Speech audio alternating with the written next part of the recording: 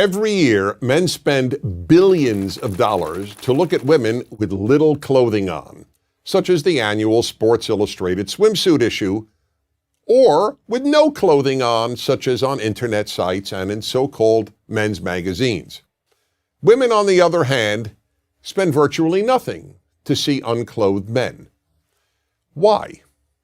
Some say that the reason is that men are socialized into viewing women as sex objects, and that women are socialized into not viewing men as sex objects.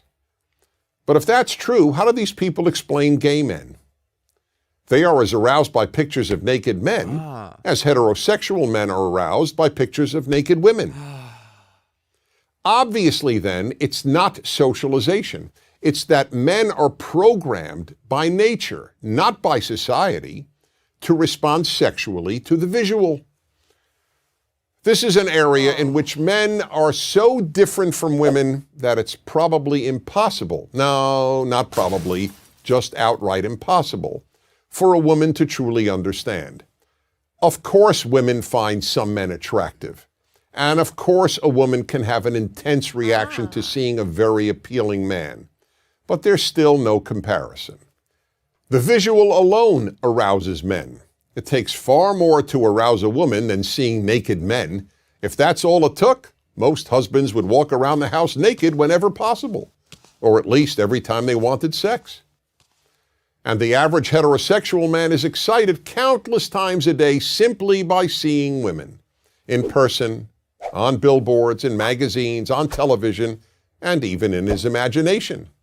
This is not the case for women. Yes, there are some male strip shows for women, but few women ever go, and the few who do attend them in groups, a girls' night out.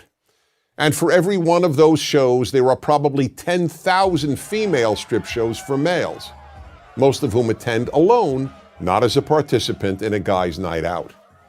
Let's be honest, there is no magazine featuring men's legs for women to look at and get aroused by. But there are websites and magazines of women's legs for men.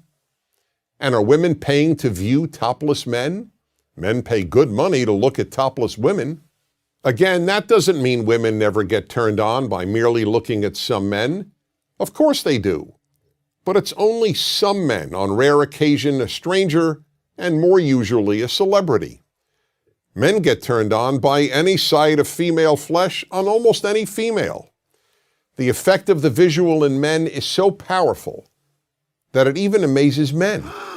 A man came over to me after hearing me lecture on male sexuality and said, "I've got a story to tell you.